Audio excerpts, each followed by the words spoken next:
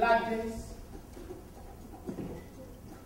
I once was asleep, but now I am awake, and I have a nightmare. It is a nightmare that is deeply rooted in the American illusion. See, you only sleep when you dream, and you only dream when you're asleep. All right now.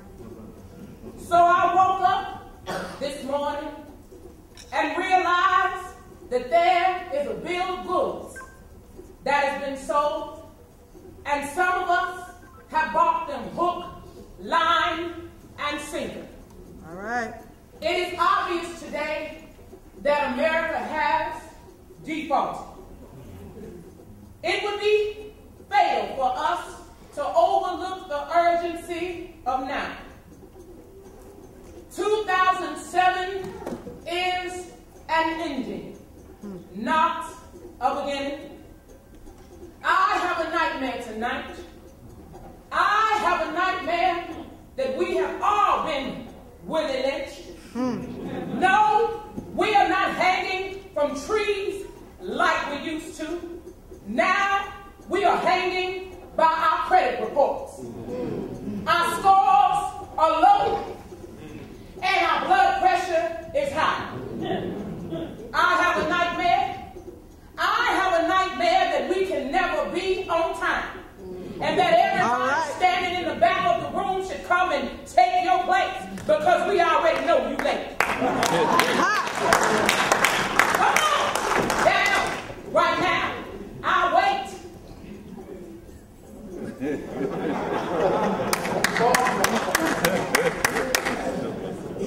I already see you. You might as well come on.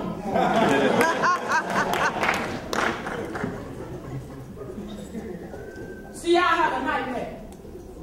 I have a nightmare that they will take the body but keep the mind.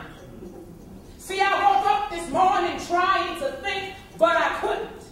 It must come from that hole in my head that comes with watching the news. Things don't make sense. I have a nightmare tonight. I have a nightmare that we are all number one.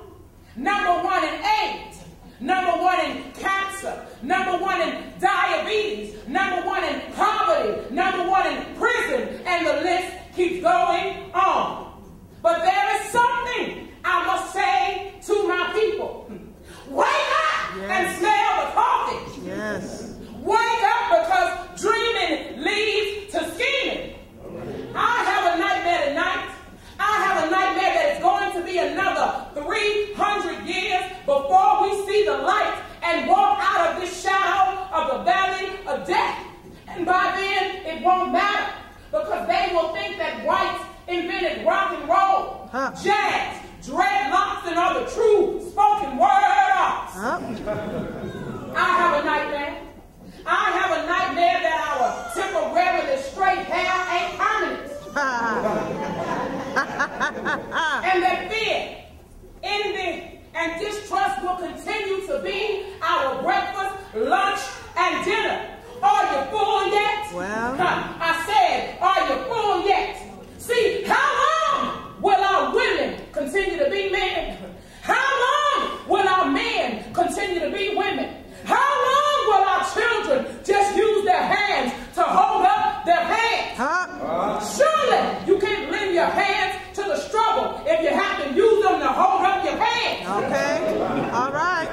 Is that why we don't hold anyone tenderly anymore? We're too busy. Much too busy. See, I have a nightmare that even what we do for Christ won't last.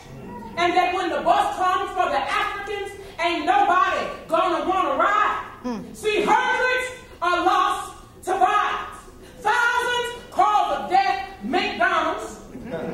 Millions die from lack of knowledge. We are all scratching our heads from the big banks and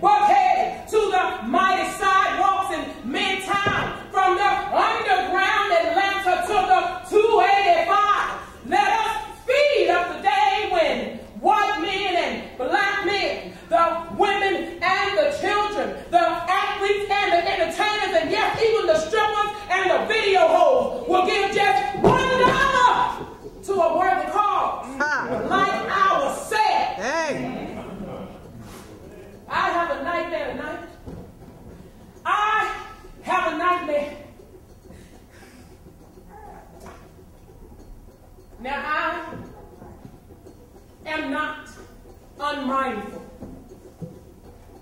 that some of you have come fresh from the plush seats of your Escalades, fresh from your hair and your nail appointments, fresh from making your big bank transactions, fresh from buying your Versace and your Sean John, and don't want to get your clothes all dirtied up thinking about things like freedom and justice. But I think that we should all make a pledge to forego satisfaction until someone else less fortunate is fed. Go back to Buckhead. Go back to Midtown.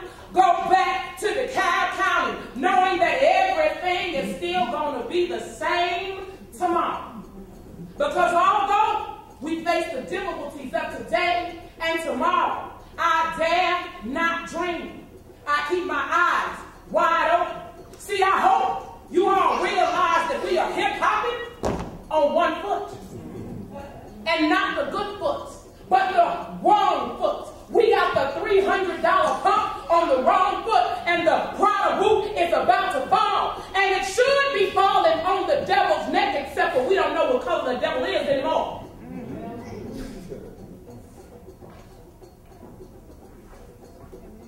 I'm afraid I got there with you.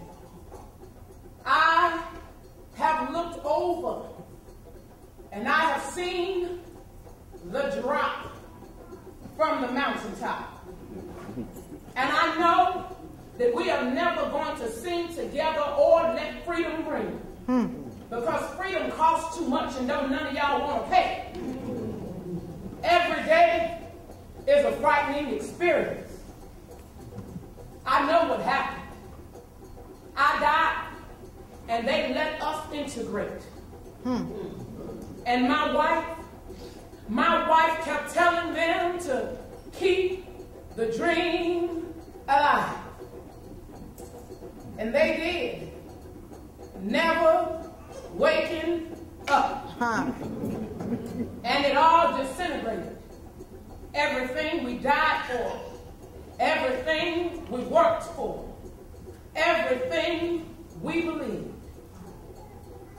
I am tired now from being awake so long. So I'll go back to my hotel room. I just won't go out on that balcony.